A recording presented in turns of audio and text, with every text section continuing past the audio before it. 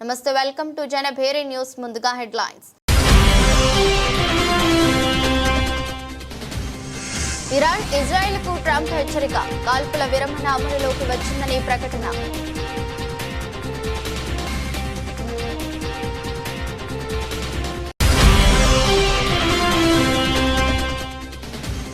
ఇరాన్తో కాల్పుల విరమణకు అంగీకరిస్తున్నాం, ఇజ్రాయెల్ ప్రధాని నేతన్యాహు.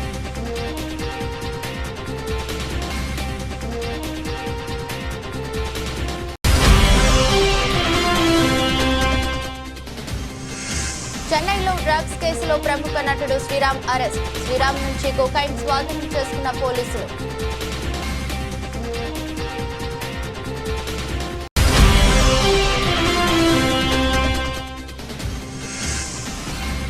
బనకచర్ల ప్రాజెక్టును అడ్డుకుని తీరుతాం, మంత్రి పొంగులేటి వెల్లడి.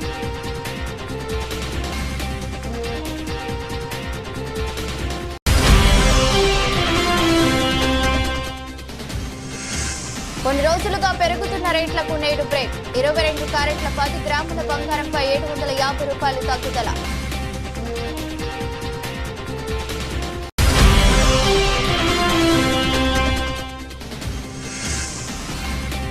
ట్రంప్ ప్రకటన ఎఫెక్ట్, భారీ లాభాల్లో భారత స్టాక్ మార్కెట్లు.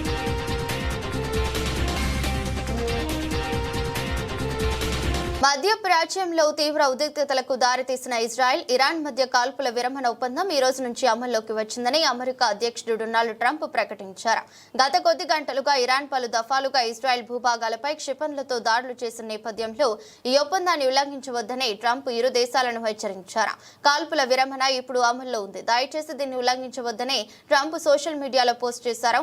12 రోజుల పాటు సాగిన యుద్ధానికి ముగింపు పలికేందుకు పూర్తిస్థాయి కాల్పుల విరమణకు ట్రంప్ పిలుపునిచ్చిన విషయం తెలిసిందే. మంగళవారం సుమారు 400 GMT నుంచి 24 గంటల పాటు దశల వారీగా ఈ ప్రక్రియ జరుగుతుందని, తొలుత ఇరాన్ ఏకపక్షంగా అన్ని కార్యకలాపాలను నిలిపివేస్తుందని, 12 గంటల తర్వాత ఇజ్రాయెల్ కూడా ఇదే బాటలో నడుస్తుందని ఆయన ముందుగా తెలిపారు. ఇజ్రాయెల్ ఆక్రమిత భూభాగాలపై 5 దఫాలుగా క్షిపణి దాడులు జరిపిన అనంతరం ఇజ్రాయెల్తో కాల్పుల విరమణ అమల్లోకి వచ్చినట్లు ఇరాన్ ప్రభుత్వ మీడియా కూడా వెల్లడించింది. ఈ దాడుల్లో దక్షిణ ఇజ్రాయెల్లో కనీసం 7 మరణించినట్లు సమాచారం. కాల్పుల విరమణ అమల్లోకి రావడానికి ముందు టెహ్రాన్ చివరి రౌండ్ క్షిపణులను ప్రయోగించిందని ఇరాన్ కు చెందిన SNN న్యూస్ ఏజెన్సీ పేర్కొంది. క్షిపణి దాడులు ముగియడంతో ప్రజలు షెల్టర్ల సమీప ప్రాంతాల నుంచి బయటకు రావచ్చని ఇజ్రాయెల్ సైన్యం ప్రకటించింది. పరిస్థితిని అంచనా వేసిన తర్వాత దేశవ్యాప్తంగా రక్షిత ప్రదేశాల సమీపంలో ఉండాలన్న నిబంధనను హోం ఫ్రంట్ కమాండ్ ఎత్తివేసిందని సైన్యం ఒక ప్రకటనలో తెలిపింది. ఇజ్రాయెల్ ప్రధానమంత్రి బెంజమిన్ నేతన్యాహుతో ఫోన్లో జరిపిన చర్చల ద్వారా ట్రంప్ ఈ కాల్పుల విరమణ ఒప్పందాన్ని కుదిర్చారని, ఇరాన్ ఇకపై దాడులు చేయనంత కాలం ఇజ్రాయెల్ దీనికి అంగీకరించిందని వైట్ హౌస్ సీనియర్ అధికారి ఒకరు రాయిటర్స్ వార్తా సంస్థకు తెలిపారు. ఇరాన్ కూడా కాల్పుల విరమణకు అంగీకరించినట్లు ధృవీకరించింది. అయితే ఇజ్రాయెల్ దాడులు ఆపితేనే తాము కూడా నిలిపివేస్తామని ఇరాన్ విదేశాంగ మంత్రి స్పష్టం చేశారు. ఇరాన్తో ద్వైపాక్షిక కాల్పుల విరమణ ఒప్పందాన్ని అంగీకరిస్తున్నట్లు ఇజ్రాయెల్ ప్రధాని బెంజమిన్ నేతన్యాహు తెలిపారు. ఒకవేళ ఎటువంటి అతిక్రమణ జరిగినా అప్పుడు తీవ్ర స్థాయిలో విరుచుకుపడుతామన్నారు. గత 12 రోజులుగా ఇజ్రాయెల్, ఇరాన్ మధ్య భీకర వైమానిక దాడులు జరిగిన విషయం తెలిసిందే. ఇరాన్లో ఉన్న న్యూక్లియర్ సైట్లపై అమెరికా దాడి చేసిన తర్వాత ఇరు దేశాల మధ్య కాల్పుల విరమణ డీల్ కుదిరినట్లు అమెరికా అధ్యక్షుడు ట్రంప్ ప్రకటించారు. అయితే అమెరికా చేసిన ప్రతిపాదనను అంగీకరిస్తున్నట్లు ఇజ్రాయెల్ పేర్కొంది.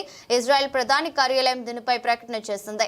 కేబినెట్, రక్షణ మంత్రి, IDF చీఫ్, మోసాద్ అధినేతతో పాటు కీలక నేతల్ని ప్రధాని నేతన్యాహు చర్చించారని, ఆపరేషన్ రైజింగ్ లైన్ లక్ష్యాలను అందుకున్నట్లు PMO ప్రకటనలో తెలిపింది. న్యూక్లియర్, బాలిస్టిక్ మైసైళ్ల నుంచి పొంచి ఉన్న ప్రమాదం పోయిందని ఇజ్రాయెల్ చెప్పింది. ఇరాన్ గగనతలాన్ని పూర్తిగా IDF ఆధీనంలో తీసుకున్నట్లు ఆ ప్రకటనలో చెప్పారు. ఇరాన్లో కీలక టార్గెట్లపై అటాక్ చేశామని, ఆ దేశ సైనిక నేతలకు తీవ్ర నష్టం జరిగినట్లు ఆ ప్రకటనలో తెలిపారు. తమకు సపోర్ట్ ఇచ్చినందుకు, భయాన్ని తొలగించినందుకు అమెరికాకు థ్యాంక్స్ చెబుతున్నట్లు ఇజ్రాయెల్ పేర్కొన్నది. ఆపరేషన్ రైజింగ్ లైన్ లక్ష్యాలు నెరవేరిన సందర్భంగా ప్రెసిడెంట్ ట్రంప్ సహకారం మేరకు ద్వైపాక్షిక సీజ్ ఫైర్ కు అంగీకరించామని ఇజ్రాయెల్ PMO తెలిపింది.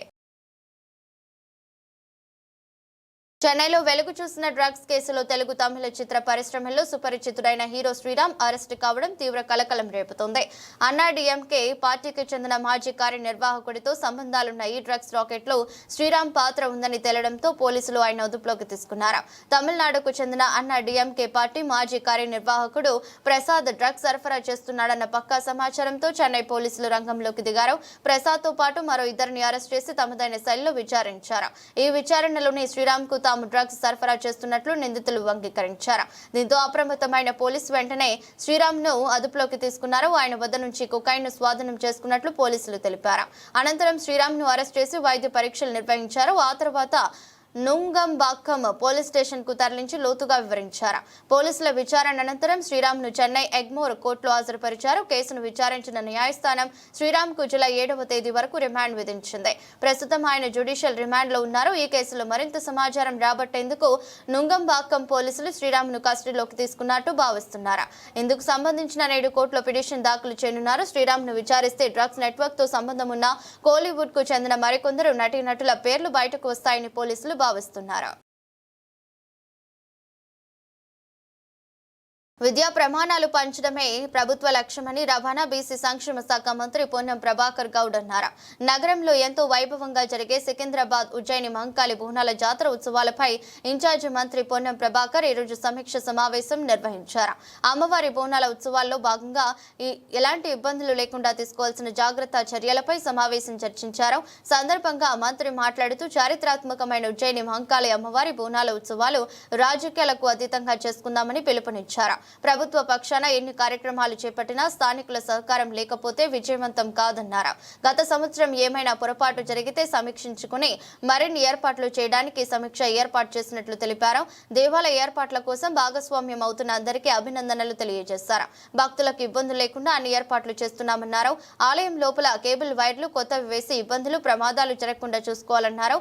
భారీ కేడింగ్ జాలి ఏర్పాటు చేయాలని అధికారులను మంత్రి ఆదేశించారు. ఆతిథ్యం ఇవ్వడంలో హైదరాబాద్ నగర ప్రజలు ఎవరికి తీసిపోరన్నారు. దేశ విదేశాల నుంచి వచ్చే భక్తులకు స్థానిక హైదరాబాద్ ప్రజలు వారి ఆతిథ్యం ఇవ్వాలన్నారు. ఒక్కో వారం ఒక్కో ఏరియాలో పండుగ జరుగుతుంది కాబట్టి ఆయా ప్రాంతాల్లో వాటర్ ఇబ్బందులు లేకుండా చూసుకోవాలని, అవసరమైతే 2 సార్లు నీటిని ఇవ్వాలని ఆదేశించారు. హైదరాబాద్ మొత్తం ఒకేసారి పండుగ జరిగితే కొంత ఇబ్బంది ఉంటుందని, కానీ ఒక్కో వారం ఒక్కో ఆలయంలో ఉంటుందని, భద్రతా విషయంలో పోలీసులు జాగ్రత్త తీసుకోవాలని అన్నారు. తెలంగాణ ప్రభుత్వం ముందు నుంచి కూడా విద్యకు సంబంధించి ఒక ప్రత్యేకమైన ప్రాధాన్యత ఇస్తా ఉంది. గత విద్యా సంవత్సరం ప్రారంభక ముందు అమ్మ ఆదర్శ పాఠశాలల పేరు మీద విద్యా వ్యవస్థను మారుస్తూ ఇన్ఫ్రాస్ట్రక్చర్ క్రియేట్ చేస్తూ ఉద్యోగస్తుల టీచర్ల బదిలీలు చేస్తూ ప్రమోషన్లు ఇచ్చు కొత్త నియామకాలు చేపట్టే కార్యక్రమంతో పాటుగా అనేకమైనటువంటి కార్యక్రమాలకు గురుకులాల వైపు వాళ్ళకు సంబంధించినటువంటి బెస్ట్ ఛార్జీలను పెంచడం కావచ్చు, కాస్మెటిక్ కావచ్చు. ఇవాళ మరొకసారి తెలంగాణ విద్యా రంగానికి సంబంధించి గతంలోనే జీవో ఇచ్చినప్పటికీ ఈ విద్యా సంవత్సరంలోనే మహబూబ్ నగర్ లో బాసరా త్రిపుల్ ఐటీ సపున ప్రతి విద్యా సంవత్సరం 180 చొప్పున 6 సంవత్సరాలకు 1080 మందిని అడ్మిషన్ తీసుకోవడానికి ఇలా కేబినెట్ ఆమోదించింది. అదేవిధంగా గ్రామీణ ప్రాంతమైనటువంటి హుస్నాబాద్ లో శాతవాహన యూనివర్సిటీ కింద 4 కోర్సులకు గాను 60 చొప్పున 240 అడ్మిషన్లు ఈసీఈ, అదేవిధంగా కంప్యూటర్ సైన్స్, ఐటీ, అదేవిధంగా ఆర్టిఫిషియల్ ఇంటెలిజెన్స్ 4 కోర్సులకు సంబంధించి 60 సీట్లు. గోదావరిపై ఏపీ తలపెట్టిన బనకచెర్ల ప్రాజెక్టును వ్యతిరేకించాలని రాష్ట్ర మంత్రివర్గం నిర్ణయించింది. తెలంగాణ ప్రయోజనాలకు విఘాతం కలిగించే ప్రాజెక్టులను ఒప్పుకునేది లేదని, గోదావరిలో రాష్ట్ర వాటాలో ఒక్క చుక్క నీటిని కూడా వదులుకోకూడదని తీర్మానించింది. ఈ మేరకు బనకచెర్ల ప్రాజెక్టును అడ్డుకునేందుకు చట్టపరంగా, న్యాయపరంగా అన్ని చర్యలు చేపట్టాలని, అన్ని వేదికలను ఉపయోగించుకోవాలని కేబినెట్ తీర్మానించిందని మంత్రి పొంగులేటి శ్రీనివాస్ రెడ్డి తెలిపారు. సోమవారం మంత్రి మండలి సమావేశం ముగిసిన అనంతరం కేబినెట్ నిర్ణయాలను ఆయన వెల్లడించారు. బనకచెర్ల ప్రాజెక్టు అడ్డుకోవాలని ఇప్పటికే కేంద్ర జలవనరుల శాఖ మంత్రిని సీఎం రేవంత్, నీటిపారుదల మంత్రి ఉత్తమ్ స్వయంగా ఢిల్లీకి వెళ్లి కలిసి విజ్ఞప్తి చేశారని ఆయన గుర్తు చేశారు. వాస్తవానికి బనకచెర్లకు గత బీఆర్ఎస్ ప్రభుత్వ హయాంలోనే శంకుస్థాపన జరిగిందని, దానిని అడ్డుకోలేని అసమర్థతను కప్పిపుచ్చుకునేందుకు ఇప్పుడు మసి పూసి మారేడుకాయ చేస్తున్నారని ఆరోపించారు. ఈ విషయంలో మాజీ ముఖ్యమంత్రి, మాజీ మంత్రులు చేస్తున్న ఆరోపణలను ఖండిస్తున్నామన్నారు. బనకచెర్లకు సంబంధించిన పూర్తి వివరాలను జూలై మొదటి వారంలో రాష్ట్రంలోని ప్రజాప్రతినిధులందరికీ ప్రజెంటేషన్ స్టేషన్ ద్వారా వివరించాలని నిర్ణయించామన్నారు. గోదావరి బనకచెర్లపై ఇప్పటివరకు జరిగిన పరిణామాలు, భవిష్యత్తు కార్యాచరణకు సంబంధించి జూలై మొదటి వారంలో సీఎల్పీ సమావేశం నిర్వహించాలని కేబినెట్ నిర్ణయించినట్లు తెలిపారు. కాళేశ్వరం ప్రాజెక్టుపై పీసీ ఘోష్ కమిషన్ రాష్ట్ర ప్రభుత్వానికి రాసిన లేఖపై కేబినెట్ చర్చించిందని మంత్రి పొంగులేటి తెలిపారు. కమిషన్ కు చెప్పాల్సిన పూర్తి విషయాలను ఆధారాలతో ప్రభుత్వం తరపున ఈ నెల 30 లోపు నివేదిక అందజేస్తామన్నారు. ఇక ఈ వానాకాలం పంటలకు రైతు భరోసా పథకం కింద పెట్టుబడి సాయాన్ని రైతులకు రికార్డు వేగంతో విజయవంతంగా అందించిందని తెలిపారు. ఈ శుభ సందర్భాన్ని మంగళవారం రైతుల సమక్షంలోనే ఉత్సవంగా జరుపుకోవాలని కేబినెట్ నిర్ణయించిందని చెప్పారు. గత ప్రభుత్వం పరిపాలించే నాడు గోదావరి బేసిన్ లో ఉన్న వాటర్ ని పెన్నా బేసిన్ లోకి షిఫ్ట్ చేసే కార్యక్రమం ఆనాటి ప్రభుత్వం 2016లోనే కేంద్ర ప్రభుత్వంలో నిర్వహించే ఎఫెక్స్ కమిటీ మీటింగ్ లో 400 టీఎంసీలని లిఫ్ట్ చేయటానికి యాక్సెప్ట్ చేసిన ఆనాటి ప్రభుత్వం అది మరిచిపోయి ఈనాడు ఆ బంకచెర్ల అనే బంకని ఈ ప్రభుత్వానికి రుద్దాలని, ఈ ప్రభుత్వాన్ని ఏదో తెలంగాణకి సంబంధించిన వాటా నీటిని ఇంకొక రాష్ట్రానికి వదిలేసే కార్యక్రమం చేపడుతుంది, నిమ్మకి నీరెత్తినట్లు ఉంటుంది అని ఒక గ్లోబల్ ప్రచారం చేయాలని తాపత్రయపడే బీఆర్ఎస్ హయాంలో 11 సార్లు రైతు బంధు వేసినాం, ఎప్పుడు ఇంత హంగామా చేయలేదు. వడ్ల కళ్ళల్లో వడ్లు నానబెట్టినందుకు సంబరాలు చేసుకుంటున్నారా? 4 విడతల రైతు బంధు ఎగ్గొట్టి ఎన్నికల ముందు ఇచ్చినందుకు సంబరాలు చేసుకుంటున్నారా? నదుల నీళ్లను ఉన్న ప్రాజెక్టులు ఉపయోగించి రైతులకు నీళ్లు ఇవ్వక అప్పుపాలు చేసినందుకు సంబరాలు చేసుకుంటున్నారా అని మాజీ మంత్రి ఎమ్మెల్యే జగదీష్ రెడ్డి ఎద్దేవా చేశారు. మోదీకి చంద్రబాబుతో అవసరం ఉంది కాబట్టి మాట్లాడటం లేదు, కానీ తెలంగాణలో బీజేపీ ఎంపీలను గెలిపించింది తెలంగాణ ప్రజలు. మరి తెలంగాణ ఎంపీలు ఎందుకు మాట్లాడటం లేదు?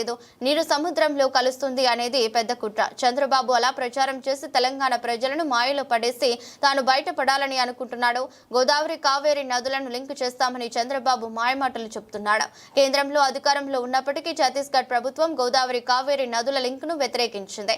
గోదావరి కావేరి లింక్ లేదని గతంలో ఎల్డబ్ల్యూడీ స్పష్టం చేసింది. ఇప్పుడు చంద్రబాబు మళ్లీ గోదావరి కావేరి లింక్ అంశం తెరపైకి తెచ్చి కుట్ర చేస్తున్నారు. ఒక వర్గం మీడియా పథకం ప్రకారం ఇది తెలంగాణ రాజకీయ పార్టీల మధ్య పంచాయతీలాగా చూపించే ప్రయత్నం చేస్తుంది. కేవలం తెలంగాణ రాజకీయ పార్టీ వాళ్ళను పిలిచి మీరు ఏం చేశారు అంటే మీరు ఏం చేశారని చర్చలు పెట్టి నీటిని వాళ్ళు వేసుకుపోవడానికి కావాల్సిన వాతావరణం కల్పించే ప్రయత్నం చేస్తున్నారా?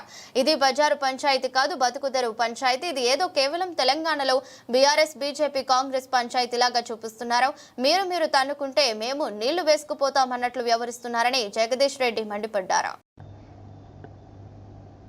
ఏదైతే గోదావరి కావేరీ లింక్ అని మాట్లాడుతున్నారో ఇవాళ చంద్రబాబు నాయుడు గారు, ఇది పెద్ద మోసము. వాస్తవానికి ఎన్డబ్ల్యూడీఏ గతంలోనే ఏదైతే ఛత్తీస్గఢ్ ఒక 150 టీఎంసీల నీళ్లు వాడుకోవడం లేదో గోదావరిలో, ఈ నీళ్లను కావేరీకి తీసుకుపోతాం అని చెప్పి ప్రతిపాదన పెట్టిందో, ఆ తర్వాత ఛత్తీస్గఢ్ ప్రభుత్వం కూడా మేల్కొని వెంటనే మా 150 టీఎంసీలు మేము వాడుకుంటున్నాం, ఇగో మేము ఈ ప్రాజెక్టులు కడుతున్నామని చెప్పి ప్రతిపాదనలు పెట్టి చుక్క కూడా ఇక్కడ నీళ్లు లేవు, దీని మీద ఆధారపడి మీరు ఏదో గోదావరి కావేరీ కలుపుతుంటే మేము ఒప్పుకోము అని చెప్పి చాలా స్పష్టంగా చెప్పింది. ఇక దాని తర్వాత గోదావరి కావేరీ లింక్ చర్చనే లేదు, అది ముగిసిన అధ్యాయము. లేని దాన్ని ఉన్నట్టు చూపించే ఒక ప్రయత్నం, కుటిల ప్రయత్నం చంద్రబాబు నాయుడు గారు చేస్తున్నాడు. జీడిమెట్ల పోలీస్ స్టేషన్ పరిధిలో దారుణం జరిగింది. కసాయి కూతురు కన్నతల్లి అని చూడకుండా ప్రియుడితో కలిసి హత్య చేయించిన ఘటన వెలుగులోకి వచ్చింది. ఎల్బీ నగర్ లో నివాసం ఉండే సట్ల అంజలిని తన ప్రియుడితో కలిసి గొంతు నులిమి తలపై కొట్టి కుమార్తె హత్య చేసింది. తన ప్రేమ వ్యవహారం ఇంట్లో తెలిసి తల్లి మందలించిందనే కోపంతో ఈ దారుణానికి పాల్పడింది. తన ప్రియుడు అతని తమ్ముడితో కలిసి హత్యకు పాల్పడింది. కాగా ఆమె 10వ తరగతి చదువుతుంది. సమాచారం అందుకున్న జీడిమెట్ల పోలీసులు సంఘటన ప్రదేశానికి చేరుకుని పోస్టుమార్టం నిమిత్తం మృతదేహాన్ని ప్రభుత్వ ఆసుపత్రికి తరలించి కేసు నమోదు చేసి దర్యాప్తు చేపట్టారు. ఈ హత్యకు పాల్పడిన అందరూ మైనర్లే కావటం గమనార్హం. ఈ నెల 19న ఇంట్లో నుంచి మైనర్ బాలిక ప్రియుడితో వెళ్లిపోయింది. దీంతో కూతురు కనిపించకపోవడంతో తల్లి పోలీసులకు ఫిర్యాదు చేసింది. అనంతరం ప్రియుడు మైనర్ బాలికను తీసుకొచ్చి పోలీసులకు అప్పగించాడు. దీంతో పోలీసులు అతనికి నోటీసులు ఇప్పించి పంపించారు. ఈ క్రమంలో తల్లిని చంపేయాలని కుమార్తె నిర్ణయించుకుంది. ప్రియుడు అతని సోదరుడి సహాయంతో తల్లిని హత్య చేసింది. తన ప్రేమకు తల్లి అడ్డొస్తుందనే కోపంతో తల్లిని హత్య చేసింది. కాగా ఈ ఘటన సోమవారం సాయంత్రం జరిగింది. తల్లి పూజ చేసుకుంటున్న సమయంలో కుమార్తె ప్రియుడు ఆమె మెడకు చున్ని బిగించాడు. దీంతో అపస్మారక స్థితిలోకి వెళ్లడంతో చనిపోయిందని అనుకున్నారు. అదే సమయంలో ట్యూషన్ నుంచి మృతురాలి చిన్న కూతురు ఇంటికి వచ్చింది. అమ్మ పూజ చేస్తూ కింద పడిపోయిందని నమ్మించారు.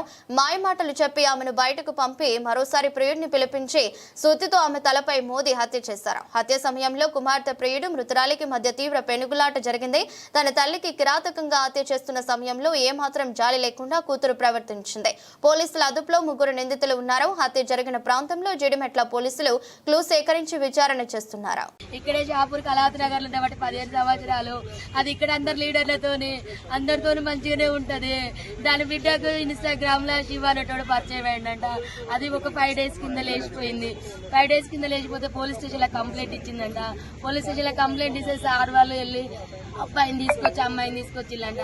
నా బిడ్డ 3 రోజుల నుంచి వాడింట్లో ఉంది. నా బిడ్డకి ఏమన్నా అయింది ఒకసారి టెస్ట్ చేయండి సార్ అంటే కోర్టు తీర్పు వస్తుంది, ఇవాళ చెక్ చేపిద్దామని చెప్పి సార్ మంగళవారం పెడదామని సిఐ గారు అన్నారంట. అక్కడ నుంచి దాన్ని ఇంటికి తీసుకొని వచ్చింది. మరి వాళ్ళని ఎట్లా ఇచ్చిపెట్టిలో నాకు తెలియదు సార్. వాళ్ళ లోపలనే ఉండే, వాడు ఎట్లా బయటకు వచ్చిందో తెలియదు. మా అమ్మ ఇంట్లో పూజ చేస్తాను రమ్మని బిడ్డ పిలిచిందంట. వెనకాలకి వెళ్ళి చెల్లె పూజ చేస్తాంట. వెనకాలకి వెళ్ళి తన చున్ని తీసుకొచ్చే వెనకాలకి వెళ్ళి వేసి బుద్ధి చంపేసి సార్. చంపిన తర్వాత నా చెల్లె చావలేదంట. కొనుపుతో కొట్టుకుంటా అంటే మళ్ళీ పిలిచిందట. వాడు పోయిన తర్వాత రా మా అమ్మ చచ్చిపోలేదు, చంపేసినాక మనం ఇద్దరు వెళ్ళిపోదాం రమ్మంటే వాడు మళ్ళీ వచ్చి సుత్తె కొట్టే సుత్తతోని కంతలు ముగ్గులు కొట్టి ఇవన్నీ గట్టిగా బిచికేసి ఇట్లా ఊరేసి కడుపులంతా గుద్ది చంపేసి సార్. నా కూటమి ప్రభుత్వం ఏర్పడి విజయవంతంగా ఏడాది పాలన పూర్తి చేసుకుందని ఆంధ్రప్రదేశ్ ఉప ముఖ్యమంత్రి పవన్ కళ్యాణ్ తెలిపారు. రాష్ట్ర శ్రేయస్సే తన ప్రథమ ప్రాధాన్యమని 2019లో అధికారంలోకి వచ్చిన గత ప్రభుత్వం విధ్వంసకర పాలన సాగించిందని ఆయన విమర్శించారు. కూటమి ప్రభుత్వం ఏడాది పాలన పూర్తి చేసుకున్న సందర్భంగా ఏర్పాటు చేసిన సుపరిపాలనలో తొలి అడుగు అనే కార్యక్రమంలో ఆయన ప్రసంగించారు. గత వైసీపీ ప్రభుత్వ హయాంలో ప్రజలు అనేక కష్ట నష్టాలకు గురయ్యారని పవన్ ఆవేదన వ్యక్తం చేశారు. ఆ సమయంలో అధికారులు కూడా భయంతో విధులు నిర్వర్తించాల్సి వచ్చిందని, చివరికి నాటి ప్రతిపక్ష నేత చంద్రబాబును సైతం పలు రకాలుగా వేధించారని గుర్తు చేశారు. వైసీపీ పాలన చూసిన తర్వాత ఆంధ్రప్రదేశ్ కు అసలు భవిష్యత్తు ఉంటుందా అనే సందేహం కలిగింది. ఒకవేళ కూటమి ప్రభుత్వం అధికారంలోకి రాకపోయి ఉంటే రాష్ట్ర పరిస్థితి ఏమై ఉండేదో ఊహించడానికే భయంగా ఉంది. మాతో పాటు మా కుటుంబ సభ్యులను కూడా తీవ్ర ఇబ్బందులకు గురి చేశారు అని పవన్ కళ్యాణ్ అన్నారు. ప్రజలకు సుపరిపాలన అందించాలనే ఏకైక లక్ష్యంతో తామందరం కూటమిగా ఏర్పడి ముందుకు వచ్చామని ఆయన స్పష్టం చేశారు. తమ పోరాటాన్ని ప్రజలు గుర్తించి ఎన్నికల్లో అఖండ మెజారిటీతో ఆశీర్వదించారని తెలిపారు. ప్రధాని మోదీ రాష్ట్రానికి అన్ని విధాల అండగా నిలుస్తున్నారని, ముఖ్యమంత్రి చంద్రబాబు కుప్పకూలిన రాష్ట్ర ఆర్థిక వ్యవస్థను తిరిగి గాడిలో పెట్టేందుకు అహర్నిశలు శ్రమిస్తున్నారని పవన్ కొనియాడారు. ఈ ఏడాది కాలంలోనే రాష్ట్రానికి 4 లక్షల కోట్ల విలువైన పెట్టుబడులను ఆకర్షించగలిగాం. గత వైసీపీ ప్రభుత్వం ఎస్సీ ఎస్టీ సబ్ ప్లాన్ నిధులను పక్కదారి పట్టించింది. మేము గ్రామ పంచాయతీలకు కేటాయించే నిధులను గణనీయంగా పెంచాం. పల్లె పండుగ కార్యక్రమం ద్వారా గ్రామీణ రహదారుల అభివృద్ధికి బాటలు వేశామని ఆయన వివరించారు. ముఖ్యంగా లా అండ్ ఆర్డర్కి సంబంధించి మటుకు కరప్షన్ లేని విధానాలతోటి ముందుకెళ్లాలని మనస్ఫూర్తిగా కోరుకుంటా ఉన్నాం. అలాగే ఏ విధమైన ఇబ్బందులు కలిగించినా చాలా మందికి ఒక ఆలోచన ఉండొచ్చు, మళ్ళీ ఆ ప్రభుత్వం వస్తే ఏమవుతుంది, ఆ ప్రభుత్వం రావట్లేదు. ఇది ఎందుకు చెప్తున్నానంటే, ఇది I want to give you confidence, I want to empower you. ఎందుకంటే మేమందరం ఇంక సహించడానికి సిద్ధంగా లేము. ఇక్కడ ఈ కూటమి ప్రభుత్వం తక్కువ మేము మాట్లాడుకుంది 15 నుంచి 20 ఏళ్ళు ఉండాలి. ఎందుకు అనుకున్నామంటే ఆంధ్రప్రదేశ్ వికసిత్ ఆంధ్రప్రదేశ్ గా ఉండాలి, వికసిత్ భారత్ లో భాగంగా ఉండాలి. అంటే ఈ ఐక్యత చెడగొట్టే పరిస్థితుల్లో నేను లేను, ఎవరు కూడా లేవు. అలాగే ఇది గత ప్రభుత్వ పాలకులు కూడా గుర్తు.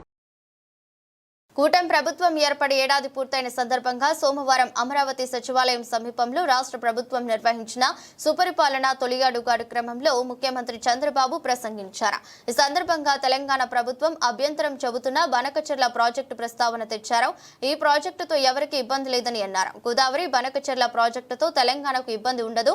తెలుగు రాష్ట్రాలు బాగుపడాలంటే గోదావరి నీళ్లను 2 రాష్ట్రాలు వాడుకోవాలి. 3000 టీఎంసీలు నీళ్లు వృధాగా సముద్రంలోకి పోతున్నాయి. ఇందులో కొంత మొత్తం వాడుకున్న వాడుకున్నా తెలుగు రాష్ట్రాలకు ఉపయోగకరంగా ఉంటుందని స్పష్టం చేశారు.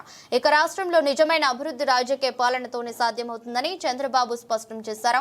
ఇందుకోసం అధికారులు, ప్రజాప్రతినిధులు సమన్వయంతో ఒక కుటుంబంలో కలిసి పనిచేయాలని ఆయన పిలుపునిచ్చారు. యోగా దినోత్సవ స్ఫూర్తితో ఆరోగ్యకరమైన, సంపన్నమైన, సంతోషకరమైన ఆంధ్రప్రదేశ్ నిర్మిద్దామని 2029-2047 సంవత్సరాలను ఉమ్మడి లక్ష్యాలుగా నిర్మించేందుకు సూచించారు. ప్రజలు తమపై ఉంచిన నమ్మకంతోనే కూటమి ప్రభుత్వం 94% స్ట్రైక్ రేట్తో విజయం సాధించిందని చంద్రబాబు అన్నారు. వారి ఆకాంక్షలను నెరవేర్చాల్సిన బాధ్యత ప్రభుత్వం, ప్రజాప్రతినిధులపై ఉందని గుర్తు చేశారు. డబుల్ ఇంజిన్ సర్కార్ ఉంటే అభివృద్ధి ఎలా ఉంటుందో చేసి చూపిస్తున్నాం. కేంద్రం సహకారం లేకుంటే ఊపిరి కూడా పీల్చుకోలేని పరిస్థితి ఉండేది. విధ్వంసం నుంచి రాష్ట్రాన్ని కాపాడుతామని, పునర్నిర్మిస్తామని ఎన్నికల ముందు ప్రజలకు మాటిచ్చాం. ఏడాదిలోనే అన్ని చేశామని మేము చెప్పడం లేదు, కానీ ఊహించిన దానికంటే ఎక్కువ చేశామని ముఖ్యమంత్రి వివరించారు. తాను క్లిష్టమైన సమయంలో 4సారి ముఖ్యమంత్రిగా బాధ్యతలు చేపట్టానని, గతంలో 1995, 2014లలో కూడా ఆర్థిక సవాళ్లను అధిగమించి రాష్ట్రాన్ని అభివృద్ధి పదంలో నడిపించానని గుర్తు చేశారు.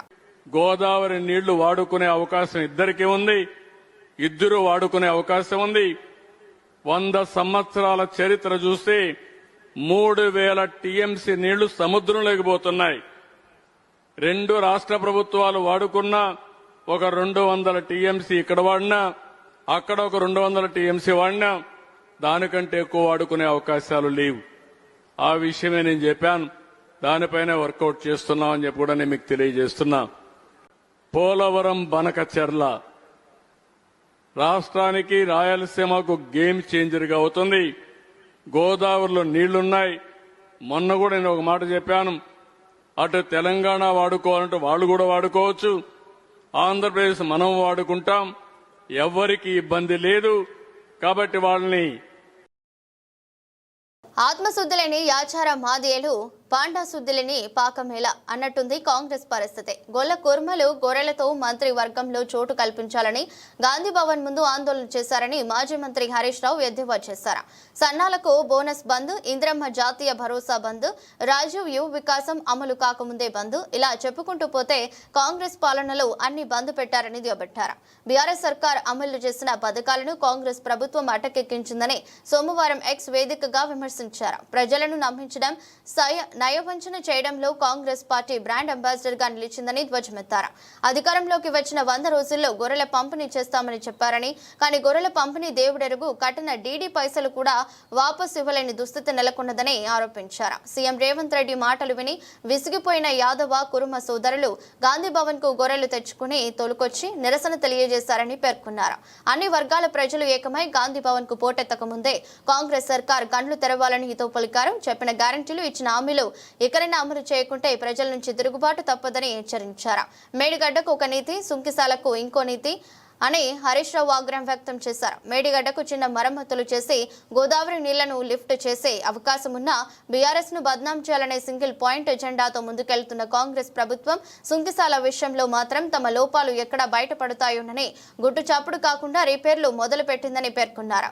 సుంకిశాల మీద expert committee enquiry, vigilance commission విచారణ, జ్యుడిషియల్ కమిషన్, ఎన్డీఎస్ఏ రిపోర్టు ఇలాంటివేమీ లేకుండానే గుట్టుచాపుడు కాకుండా రిపేర్ చేస్తారని విమర్శించారు.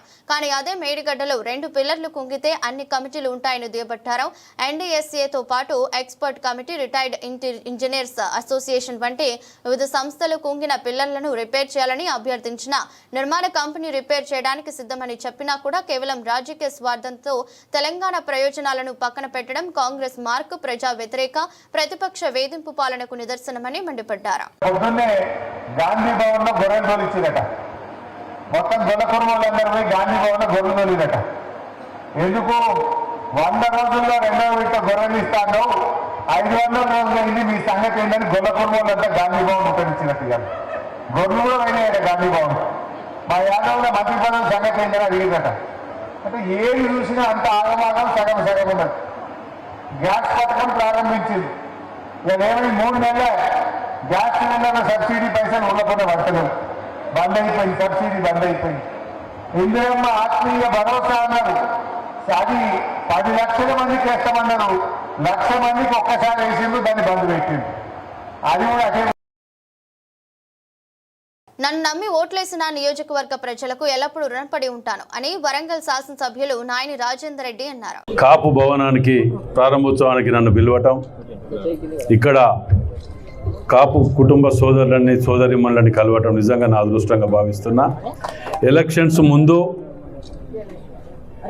మీ అందరూ కూడా కుటుంబ సమేతంగా సమావేశం ఏర్పాటు చేసుకొని నన్ను భోజనానికి పిలవటం, నా గెలుపులో కూడా మీ అందరి భాగస్వామ్యంలో ఉండటం, అందులో భాగంగానే ఈరోజు నేను ముఖ్యమంత్రి రేవంత్ రెడ్డి గారిని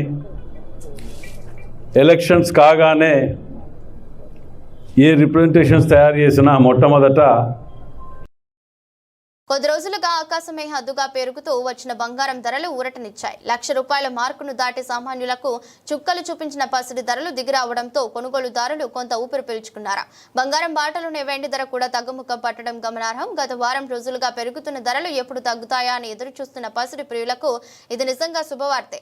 హైదరాబాద్, విజయవాడ మార్కెట్లలో ఈనాటి ధరల విరువరాలను పరిశీలిస్తే 22 క్యారెట్ల 10 గ్రాముల బంగారం ధర నిన్నటి రేటు 93,300 కాగా దానిపై 750 తగ్గి నేడు 91,550గా నమోదైంది.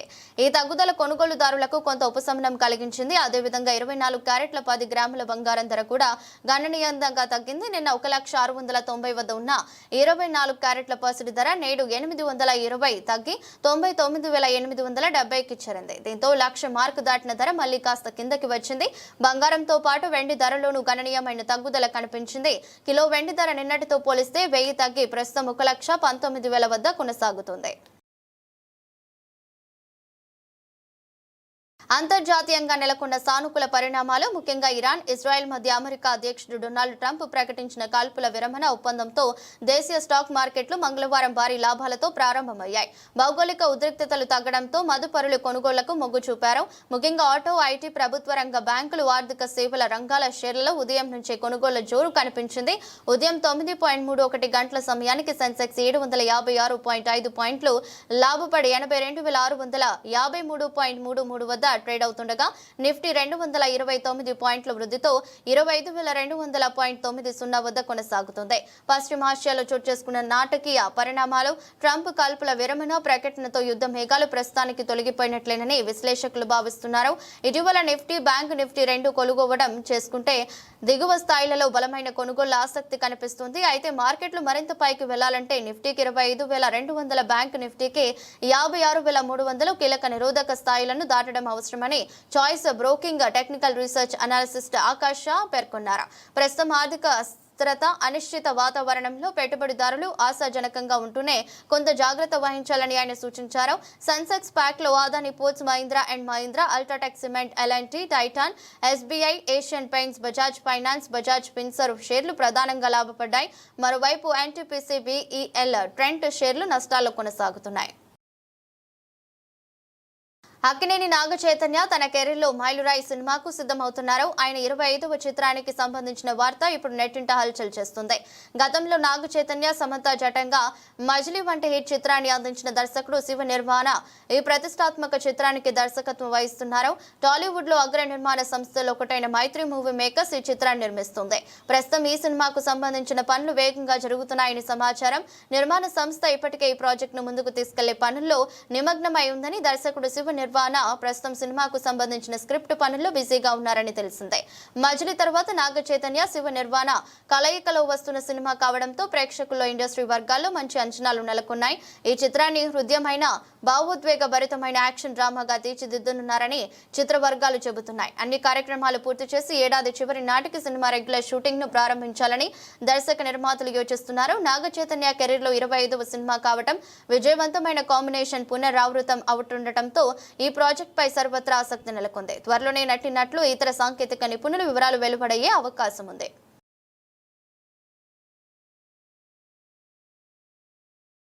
వార్తలు ముగించే ముందు మరోసారి హెడ్లైన్స్. ఇరాన్, ఇజ్రాయెల్ కు ట్రంప్ హెచ్చరిక, కాల్పుల విరమణ అమలులోకి వచ్చిందని ప్రకటన.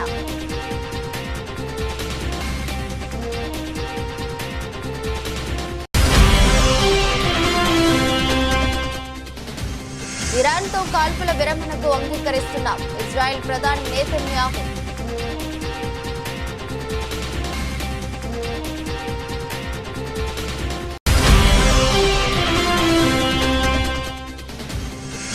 చెన్నైలో కేసులో ప్రముఖ నటుడు శ్రీరామ్ అరెస్ట్. శ్రీరామ్ నుంచి కొకైన్ స్వాధీనం చేసుకున్న పోలీసులు.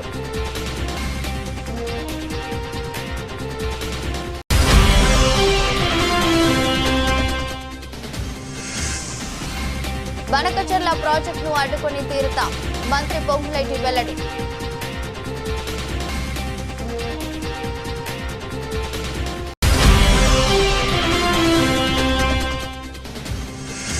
కొన్ని రోజులుగా పెరుగుతున్న రేట్లకు నేడు బ్రేక్. 22 క్యారెట్ల 10 గ్రాముల బంగారంపై 750 రూపాయలు తగ్గుదల.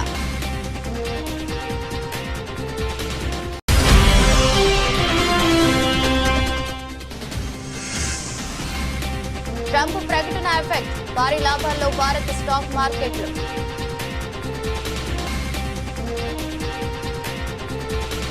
ఇది రెస్ట్ బులెటిన్. మరో బులెటిన్లో మళ్ళీ కలుద్దాం. అంతవరకు సెలవు. నమస్కారం.